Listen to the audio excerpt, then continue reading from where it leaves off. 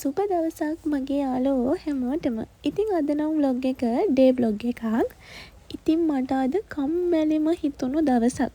උදේ නැගිටලා මම මෙන්න මේ උදේ ඇවිදිනවා අපේ මෙදුලේ. උදේ කිව්වට මේ නම් 8:00ට විතර. ඉතින් අවුවත් තිබ්බ එදා හොඳටම. ඉතින් මට උදේ නැගිට්ටම හරිම කම්මැලි කියලා හිතුණා. ඉතින් මට හිතුණා මිදුල මෙහෙම අපේ ඇවිදින්න. මොකද ඉස්සරහ මිදුල අපේ තනකොළ වවල තියෙන්නේ. ඉතින් මෙන්න මේ ලස්සන මල්. මේකේ මල් හරි ලස්සනට පිපෙනවා. ඉතින් ඔන්න ඔය මල ඇතුළේ ලස්සන චූටි තව මලක් පේනවනේ. මම ඔන්න ඕක බලන්න ගිහිල්ලා මට තව ටිකෙන් අර කවුද මීමැස්සෙක් වගේ චූටි සතෙක් හිටියා. මීමැස්සෙක් නෙවෙයි. තව ටිකකින් මට ඌ විදිනවා. ඉතින් ඊට පස්සේදී මේ මගේ පන්තිය. මම ක්ලාස් කරනවනේ. ඉතින් මම ක්ලාස් කරන්නේ මෙන්න මේ පන්තියේ තමයි. ඉතින් මේ අපේ ගෙදරම තමයි තියෙන්නේ මේකත්. ඉතින් චූටියට හදාගත්ත පන්තියක්. ළමයි මට දැන් 40ක් විතර ඉන්නවා ඉතින්. එකම පන්තිය නෙවෙයි එක පන්තිවල ළමයි මට ඔක්කොම ළමයි 40ක් විතර ඉන්නවා. ඉතින් ඕක තමයි මගේ චූටි පන්තිය. ඉතින් මං හරි ආසයි මේක පිළිවෙලට තියාගෙන ඉන්න. ඉතින් මං හිතනවා මේක ලස්සනයි කියලා. ඉතින් ඔය මං උදේ මට කම්මැලිනේ. ඉතින් මට හිතුණා තැඹිලි ගෙඩියක් බොන්න. ඉතින් ඔය මං තැඹිලි ගෙඩියක් බොන්න තමා තැඹිලි හොයනවා. හොඳ ගෙඩියක් තියෙන්නේ මොන ගහේද කියලා. ඉතින් ගස් දෙක තුනකම බැලුවා. මේකෙත් තියෙනවා හැබැයි ටිකක් පොල් වගේ නේද? හොඳ තැඹිලි තිබ්බේ නෑ මේකේ. ඉතින් ඔහොම බලාගෙන යනකොට තව ගහක් හම්බුණා. ඒකේ නම් ඔන්න හොඳ තැඹිලි වලු දෙකක්ම තිබ්බා. එකක් නම් හොඳට තිබ්බා. එකක නම් ඔන්න ඔය පෙන්නන එකේ තමයි මං ගෙඩියක් කඩාගෙන බිව්වේ. ඒකේ තැඹිලි හොඳට තිබ්බ. වතුරක් තිබ්බ හොඳට. මදත් හොඳට තිබ්බා. ඉතින් තැඹිලි වතුර හොඳ මල්ටි විටමින් එකක්. ඉතින් ඇත්තටම හොඳ පෝෂ්‍යදායී ගුණ පානයක් තමයි තැඹිලි. ඉතින් ඔන්න ඔය ගහේ තැඹිලිත් හරිම රසයි. හැබැයි මම බිව්වේ අන්න අරකින්. මේ තියෙන්නේ කටුවනෝදා. ඉතින් අද මම වත්තේ ඇවිදිනවනේ. මට කම්මැලි නිසා තමයි නැත්තම් මං කාමරේම තමයි ඉන්නේ. ඉතින් ඔය කටුවනෝදා අපේ පැත්තේ නම් කියන්නේ කටුවනෝද කියලා. එක පැති වල එක කියනවා. ඉතින් කටුවාත කියලා කියනවා. ඉතින් අපි කියන්නේ නම් කටුවනෝද කියලා. ඉතින් මේ වගේ ජූස් හරිම රසයි. ඉතින් මේ තියෙන්නේ වෙද නෙල්ලි. බෙහෙත් නෙල්ලි කියලාත් කියනවා. ඉතින් වෙද නෙල්ලි මේවා හරිම ගුණදායී ආහාරයක්. සම පැහැපත් වෙන්න හිස කෙස් වලට ඒ වගේම බෙහෙත් බඩු වලටත් ගන්නවා එක රෝග වලට. ඉතින් ගොඩක් හොඳයි ඒකත්. මේ තියෙන්නේ දෙල් ගහක්. අපේ ගෙදර දෙල් කොස් පොල් ඔය හැමදේම තියෙනවා. ඉතින් කම්මැලි ගමේ ඇවිදිනකොට මට හිතුණා පොඩි වීඩියෝ එකක් කරන් ඔයාලටත් පෙන්නන්න. ඉතින් මේ තියෙන්නේ අපේ ගෙදර ළඟින් යන ඇල. අපේ ගෙදර ළඟින් යන ඇලක්.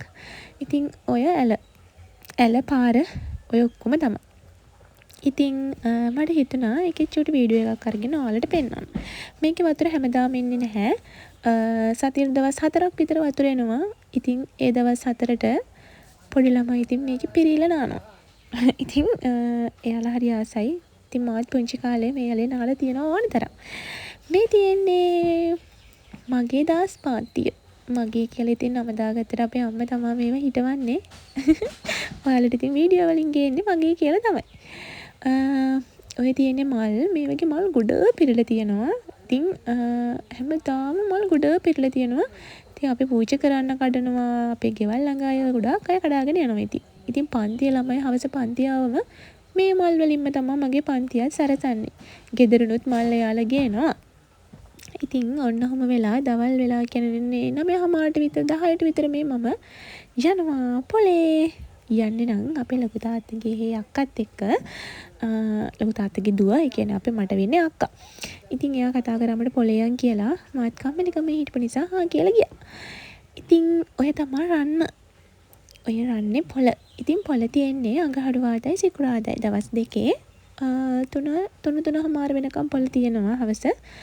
ඉතින් බඩු හැමදේම තියෙනවා. ඔයාලට එළවලු 3-5 ඇඳුම් පැළඳුම් විලාසිතා කරන ඔය කොණ්ඩ බෝල් හෙයා බෑන්ඩ්ස් වගේම විවිධ කෑම වර්ග කඩයප්පම් ඕන දෙයක් තියෙනවා ඇත්තටම පොලේ. ඉතින් ගම්වල ඉන්න හිංසක මිනිස්සුම තමා තමන්ගේ කොරටුවේ තමන්ගේ හේනේ තියෙන දේවල් අරගෙන ඇවිල්ලා මේ විදිහට වෙළඳාම් කරන්නේ. ඉතින් බොරුවට සුපර් මාකට් වලට ගිහිල්ලා ලොකු ලොකු ගණන් දීලා ගන්නවට වඩා ඇත්තටම අපේම මිනිස්සුන්ගෙන් මෙහෙම බඩු ගන්නකොට එක හිතටත් හොඳයි, අපේ බජට් එකටත් ඇත්තටම හොඳයි. මොකද හරිම ලාභෙට තියෙනවා ඉතින් බඩු. වලන් තියෙනවා, මුළු තැන්කිට අවශ්‍ය කරන දේවල් ඉඳන් හැමදේම තියෙනවා ඇත්තටම පොලේ. ලොකුම ලොකු පොලක් මේක. ඉතින් අඟහරුවාදයි සිකුරාදයි කියන්නේ රන්නේ මිනිස්සු පිරෙන දවස් දෙකක්. ඉතින් ඇඳුම් තියෙනවා, හැමදේම තියෙනවා. ඉතින් ඒ අක්කා බඩු එලවලු අරගෙන ඊට පස්සේදී යාළගේ බබාලට ඇඳුම් ගන්න කියලාත් ආවා.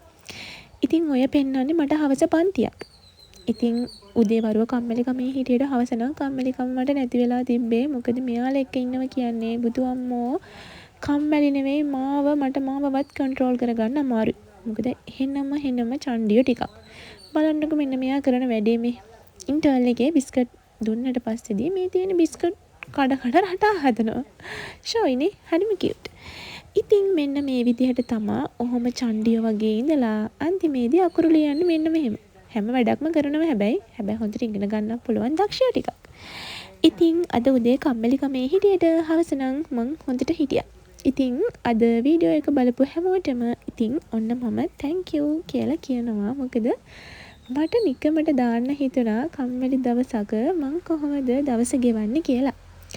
ඉතින් මගේ වීඩියෝ බලන ඔයාලට ස්තුතියි.